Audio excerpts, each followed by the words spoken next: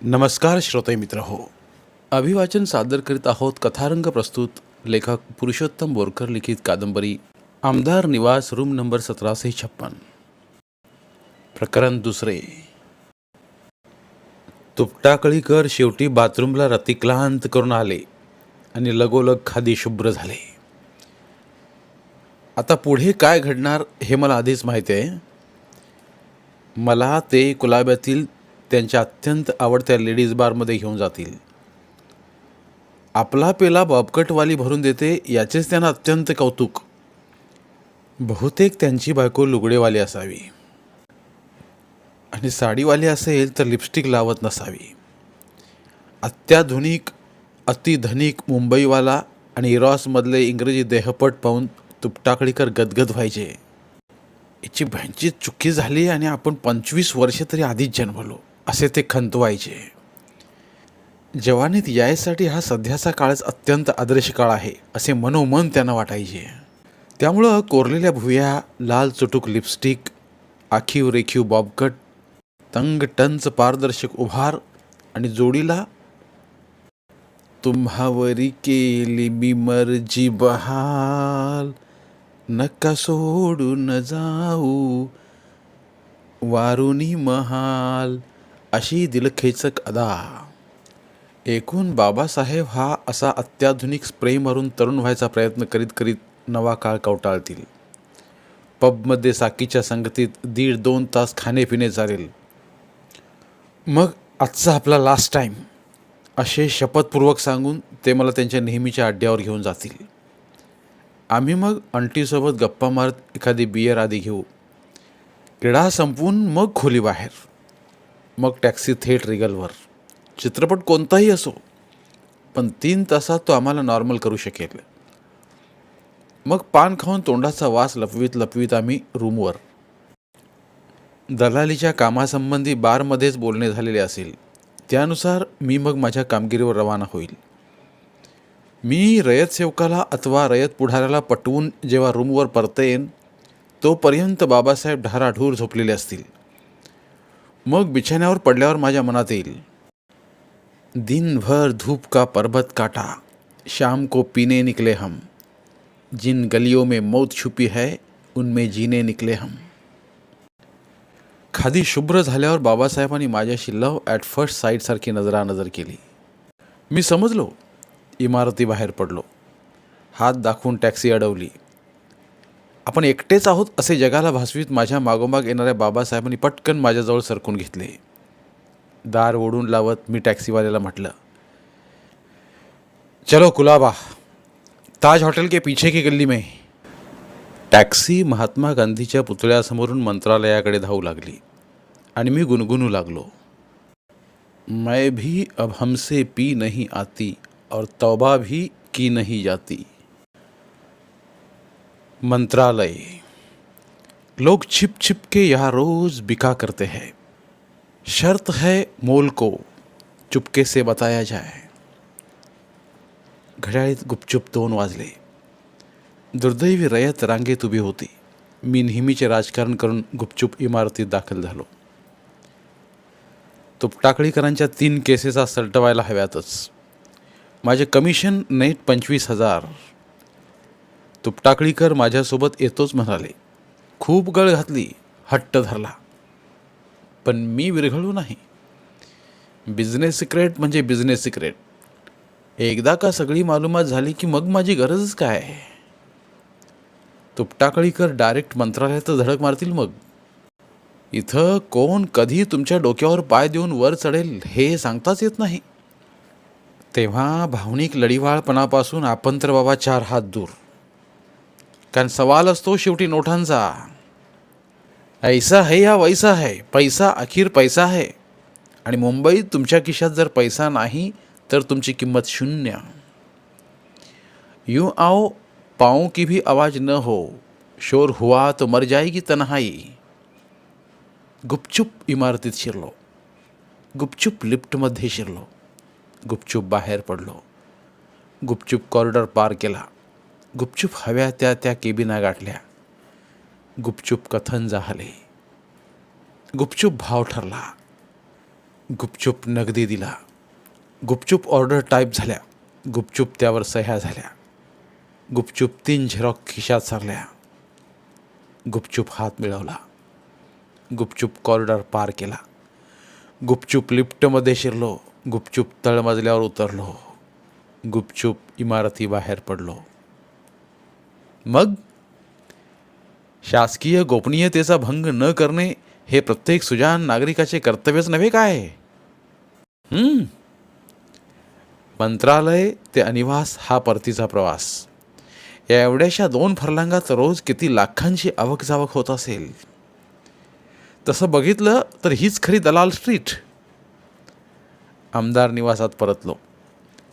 तुपटाळीकरांच्या हातात झेरॉक्स कोंबल्या. त्या त्यांनी काळजीपूर्वक बॅगेत ठेवल्या. घड्याळात पाहिले. संध्याकाळचे 5. मग माझ्याकडे पाहिले. लव्ह ॲट फर्स्ट साईटसारखी नजरानजर झाली. मी समजलो. इमारतीबाहेर पडलो. हात दाखवून टॅक्सी अडवली. आपण एकटेच आहोत असे जगाला भासवीत माझ्या मागोमाग येणाऱ्या बाबासाहेबांनी पटकन माझ्याजवळ सरकून घेतले. दार ओढून लावत मी टॅक्सीवाल्याला म्हटले, चलो कुलाबा, ताज हॉटेल के पीछे की गल्ली में. टॅक्सी महात्मा गांधीच्या पुतळ्यासमोरून मंत्रालयाकडे धावू लागली. सगळीकडे वीज दिव्यांचा लखलखाट. साले नरीमन पॉईंटवर रोजच दिवाळी. आणि मग मी गुणगुणू लागलो, मैं मैकदे की राह से होकर गुजर गया, वरना सफ़र हयात का काफ़ी तवील था. हादिसा, कत्ल, डकैती, सैलाब, तू इसे ताज़ा खबर क्यों समझा? दुबेला पोलिसांनी अटक केली आणि आमदार निवासाची इमारत नकशकांत हादरली. कारण रमाकांत दुबे हा वर्षांपासून इथे राहत होता. गोरा पान देखना दुबे हिरो बनण्यासाठी म्हणून यूपीतून आलेला, बहुतेक पळून आलेला. परंतु बॉलिवूडमध्ये त्याची डाळ शिजली नसावी. तरीही अधूनमधून स्टुडिओंना भेटी द्यायचा त्याचा क्रम काही चुकला नव्हता. तो अनिवासी कसा आणि केव्हा झाला हे कधीच कुणाला कळलं नाही. मात्र एखाद्या आमदाराप्रती निष्ठा कशी व्यक्त करायची आणि त्याच्या रूममध्ये हळूच आपले बस्तान कसे बसवायचे याचं कौशल्य दुबेला ठावं होतं. स्टुडिओंच्या चक्रा मारल्यामुळे त्याची आणि काही एक्स्ट्रा नट्यांची ओळख झालेली होती. अशा ओळखीचा फायदा कोण घेत नसतो. इथे तर अशा शिड्या जवळ असल्या की माणूस रॉकेटसारखा सरसर वर चढत जातो. तर दुबे बहुतेक अशा एखाद्या शिडीवरून अनीच्या रूममध्ये उतरला असावा. मात्र उदरनिर्वाहासाठी तो काय करतो याची कुणालाच कल्पना नव्हती. या इमारतीत याबाबतीत कुणाचीच कुणाला माहिती नसते. दुबेचीही नव्हती. तो मात्र सर्वांना आपली एका एक्सपर्ट इम्पोर्ट कंपनीत पार्टनरशिप असल्याचं सांगत असे. आणि त्याचा एकंदर रुबाब पाहावा ते सगळ्यांना खरेही वाटायचे. तो याच श्रीमंत शैलीत सर्वत्र वावरायचा. त्याचा पेहराव, त्याचे राहणीमान मलबार हिलवरही ताण करणारे. हा टॅक्सीशिवाय कुठे फिरायचंच नाही. गळ्यात सोन्याची जाडजूड साखळी आणि बोटात 3-3 छल्ले. शिवाय तोंडात कायम बनारसी पान. सुगंधाच्या थंड झुळका फेकणाऱ्या या पानांचा त्याला प्रचंड फायदा झाला होता. बनारसी पानं खिलवून त्यानं जिथं तिथं मैत्री जोडली होती. एकूण दुबेचे समग्र व्यक्तिमत्व म्हणजे गर्भश्रीमंतीचे चालते बोलते प्रात्यक्षिकच. शिवाय त्याच्या वाणीत ओतप्रोत लखनवी नजाकत. दुबेचे आणखी एक खास वैशिष्ट्य होते. तो हिंदी चित्रपटांचा भयंकर शौकीन होता. सध्याच्या मिनिटाला कोणता हिंदी सिनेमा हिट आहे आणि सध्या कोणता हिरो टॉपवर आहे हे त्याच्या पेहरावावरून, स्टाईल मारण्यावरून उमजायचे. याशिवाय त्याच्या दिलदार स्वभावामुळे तो लोकप्रिय होता. आणि संस्कृती खाण्यापिण्याच्या बाबतीत सहसा एकमेकांना कटवणारी. पण दुबे रूममधला कुणीही बाहेर भेटल्यास त्याला खाऊ पिऊ घालायचा. कुणी अडचणीत असेल तर त्याला 5-50ची मदतही करायचा. एकूण दुबे म्हणजे सांता क्लॉज. मात्र या पलीकडे त्याने कुणाला फार जवळ येऊ दिलं नाही. मलाही नाही. वडापाव, पान, सिगरेटच्या पल्याड आमची ओळख सरकलीच नाही. आता या इमारतीत माझ्यासारखे किमान 500 तरी समव्यवसायी. प्रत्येकाची शैली भिन्न भिन्न. स्तर कमी जास्त पद्धत वेगवेगळी. अब भीख मांगने के तरीके बदल गए. लाजिम नहीं कि हात में कासा दिखाई दे.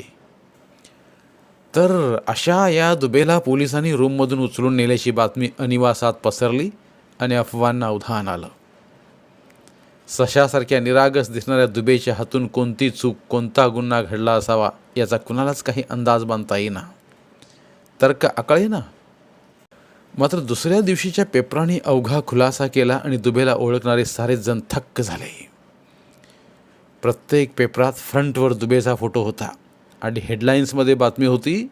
ती बातमी म्हणजे या शहराच्या नैतिकतेचा आणखी एक पराभव.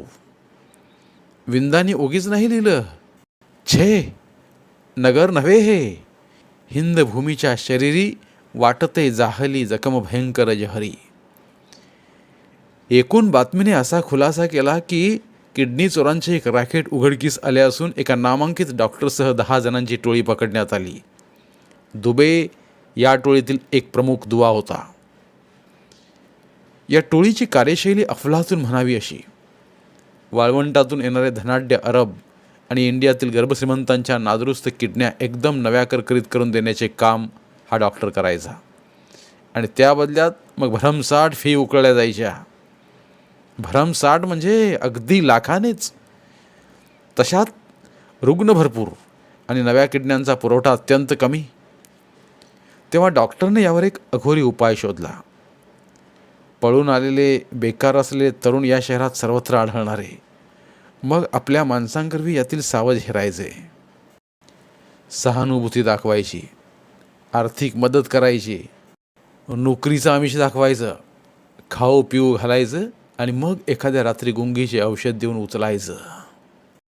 हॉस्पिटलमध्ये किडनी काढून घ्यायची आणि दुसऱ्या दिवशी रात्री त्या अभाग्याला एखाद्या निर्मनुष्य चौपाटीवर अथवा फुटपाथावर सोडून द्यायचं. गुंगीतच किडनीच्या दानपत्रावर सही घेतली जायची. बोंब मारत आलेल्याला 5-10 हजार देऊन रवानगी करण्यात यायची. तर दुबे अशा या सावध हेरणाऱ्या टिपणाऱ्यांपैकी एक होता. आता अनीच्या इमारतीत अशा सावधांची कमतरता नसायचीच, कारण इथं तर अख्खा महाराष्ट्रच मुक्कामाला यायचा.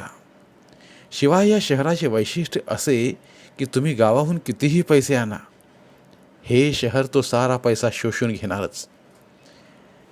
काहींच्या जवळचे तर परतीच्या प्रवासाचेही पैसे खर्च झालेले असायचे.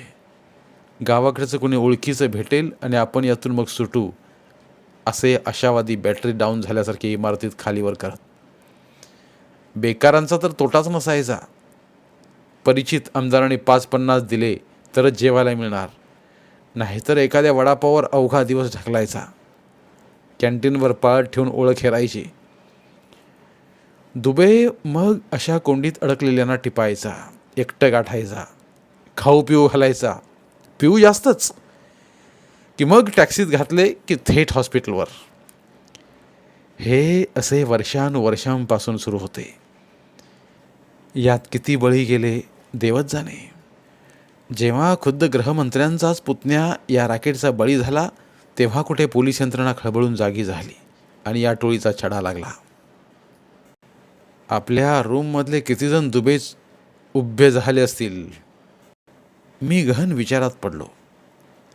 दुबेने काय वाटून आपल्यावर जाळे फेकले नसावे. मी कोड्यात पडलो. हाही साला एक प्रकारचा बॉम्बस्फोटच.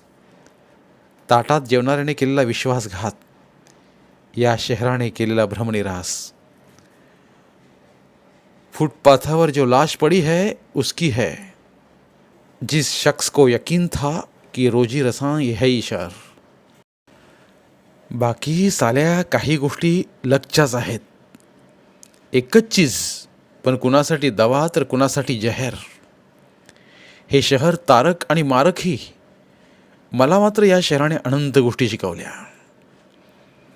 या इमारतीने अनेक गोष्टींचे बाळकडू पाजले. भयंकर गर्दीतही अत्यंत कुशलतेने गांड कशी अंतरावी आणि दर्जेदारपणे डेंग कसे पांघरावे याचे राष्ट्रीय स्तरावरील उच्च प्रशिक्षण मला इथेच मिळाले. अपमान कसा पुळून प्यावा आणि स्थितप्रज्ञता कशी अंगी बांधवावी याची शिकवण ही येथेच लाभली. या विद्यापीठाची अंतिम परीक्षा म्हणजे पॅराशूट बनणे. कुठून कुठेही फेका, कुठून कुठेही ढकला. आपण मात्र मांजरीसारखे 2 पायावर टपकन सही सलामत. हळूहळू मी सुद्धा पॅराशूट बनलो. 2 पायावर टुनकन लँडिंग करायला शिकलो. यावेळी माझे पॅराशूट ओबेरॉय समोरच्या अरबी समुद्र किनाऱ्यावर उतरलेले आहे. संध्याकाळचे 7 वाजले असतील. ओबेरॉय समोरून मलबार हिलकडे वळत गेलेली मरीन लाईन्स रंगीबेरंगी वीज दिव्यांनी नुसती झगमगते आहे. यावेळी माझ्यासोबत एक गिराईक आहे. आम्ही दोघेही सिगरेटी ओढत फुटपाथवरच्या सिमेंटी बाकावर बसून आहोत. पुढ्यातला अरबी समुद्र बिंब प्रतिबिंबांनी चमचमतो आहे. धमासान लाटा अवाढव्य दगडी कुल्फ्यांवर आदळून आवाज करत आहेत. पाठीमागे मोटारी कर्कश आवाज करीत सुसाट धावत आहेत. आणि या दरम्यान आमचा परस्परांचा अदमास घेणे सुरू आहे. एकूण वातावरण अत्यंत व्यावहारिक पातळीवर पोचलेले आहे. फलक है, जमी है, मकान है, मकी है, सभी कुछ है, लेकिन मोहब्बत नहीं है. संगतीचा पुढारी नागपूरकडचा आहे. त्याला अर्जंटात अर्जंट एक आश्रमशाळा हवी आहे. त्याच्या शैक्षणिक संकुलात फक्त हेच एक दुकान नाही आहे. त्यामुळे पुढारी व्यथित आहे, दुःखी आहे, कष्टी आहे, खिन्न आहे, विषण्ण आहे, छिन्न आहे, उदास आहे. शिक्षण महर्षींचे बिरुद फक्त एवढ्याकरिताच लाजते आहे. दूर पळत आहे, हुलकावण्यात येत आहे. यापूर्वी मी त्याला एक हायस्कूल आणि एक वसतिगृह दिलेले असल्यामुळे माझे पारडे जड आहे, त्याचे थोडे हलके आहे. तो रूमवर फक्त मला भेटण्याकरता आलेला होता. मात्र तो तिकडे दादरला एका हॉटेलमध्येच मुक्कामी आहे, कारण त्याच्यासोबत मुलींच्या वसतिगृहाची वॉर्डनसुद्धा आहे. हे त्यानंच मला अशासाठी सांगितलं की गरज पडल्यास देवाणघेवाणी तिचा उपयोग झाल्यास हरकत नाही. मलासुद्धा हरकत नाही. मी मनात उमटलो. मैंने उन सब चिड़ियों के पर काट दिए जिनको अपने अंदर उड़ते देखा था. मात्र मूड आला तर चाकूनही पाहू, हरकत नाही. 10 लाखाचा रेट सुरू आहे सध्या. बघा तुम्हाला झेपतो काय. काही कमी जास्त. पुढारी विनम्रपणे पुन्हा. तुम्ही मनावं घेतलं तर जमते मग अवघड नाटक. ते काय नाही. 5 लोक पटवा समोरच्या पार्टीले. नाही, मी उत्तरलो. हे तर शक्यच नाही. इथं सगळ्यांचं वाटप ठरलेलं असतं नाशिकराव. सगळं काही प्रोसिजरप्रमाणे होतं. चपराशापासून तर हाय कमांडपर्यंत अवघ्यांचे हात ओले करावे लागतात. तेव्हा यापेक्षा कमी होणं नाही. बघा, जमत असलं तर बोला, नाहीतर मला मोकळं करा. पाटबंधारे खात्याच्या मंत्र्याकडे जेवायला जायचं आहे मला. तेव्हा काय ते सांगा, झटकीपट. ठीक आहे. पुढारी हलक्या आवाजात पुटपुटला. कदाचित मला ऐकू आले नसेल असे वाटून पुन्हा थोड्या जाड आवाजात म्हणाला, ठीक आहे. बरं बुवा, तुम्ही म्हणता तसं. सध्या जवळ किती आहेत? किती लागतील? अर्धे तरी ॲडव्हान्स पोटी लागतील. तेवढे आहेत. चला बरं मग, बसा टॅक्सीत. शुभश्च शीघ्रम असं म्हणतात ना. टॅक्सी थांबवली. पत्ता सांगितला. मिनिस्टरच्या बंगल्यावर थेट पोचलो. पुढाऱ्याला हॉलमध्ये थांबायला सांगितलं. मी आतल्या गोपनीय केबिनमध्ये शिरलो. मिनिस्टरला काम सांगितलं. पूर्ण 5 दिले. माझे कमिशन आता दुसऱ्या हप्त्यातून काटावे लागेल. बाहेर आलो. पुढाऱ्याला म्हणालो, साहेब विचारत आहेत बाकीचे कधी. उरलेले 5 घेऊन या आणि लेखी ऑर्डर घेऊन जा. बोला, कधी जुळवता? आत्ता 8 दिवसात येतो. आजचा सोमवार ना, तर मग मी पुढच्या सोमवारी ठेवेला हो. हा, आणखी एक गोष्ट. तुम्ही येईपर्यंत त्या तुमच्या वॉर्डनला इथेच राहू द्या. तिच्यामुळे साहेबांचा निर्णय टिकून राहील. तुम्ही म्हणा ना तसं पोपटराव. 8 दिवस नाही, मी म्हणतो महिनाभर ठेवा तुम्ही तिले, मग तर झालं. एकदम फर्स्ट क्लास. बरं, आता माझं तिकडचं जेवण हुकलं या तुमच्या गडबडीत. बापा मग त्यानं काय बिघडलं?